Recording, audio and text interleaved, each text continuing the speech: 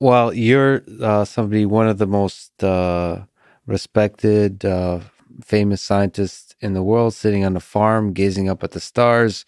So you seem like an appropriate person to ask the completely inappropriate question of, what do you think is the meaning of it all? What's the meaning of life? That's an excellent question. And if we ever find an alien that we can converse with, I would like to answer this. I would like to ask for an answer to this question because would they have a different opinion, you think? Well, they might be wiser because they lived around for a while, but I'm afraid they will be silent. I'm afraid they will not have a good answer. And I think it's the process that you should get satisfied by, the process of learning you should enjoy. Okay, so it's not so much that there is a meaning. In fact, there is, as far as I can tell, things just exist, and it's. I think it's inappropriate for us to assign meaning for our existence because, we, as a civilization, we will eventually perish, and nothing will be, just another planet on which life died, and if you look at the big scheme of things, who cares? Who cares?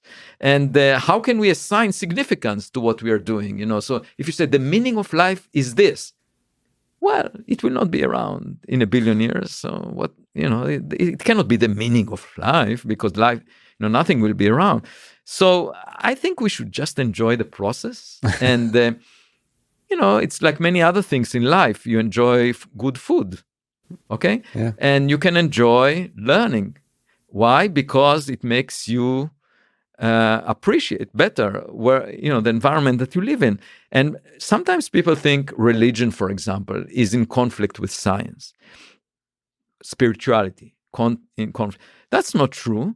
If you see a watch and you look at it from the outside, you might say, oh, that's interesting. But then if you start to open it up and learn about how it works, you appreciate it more. So science is the way to learn about how the world works.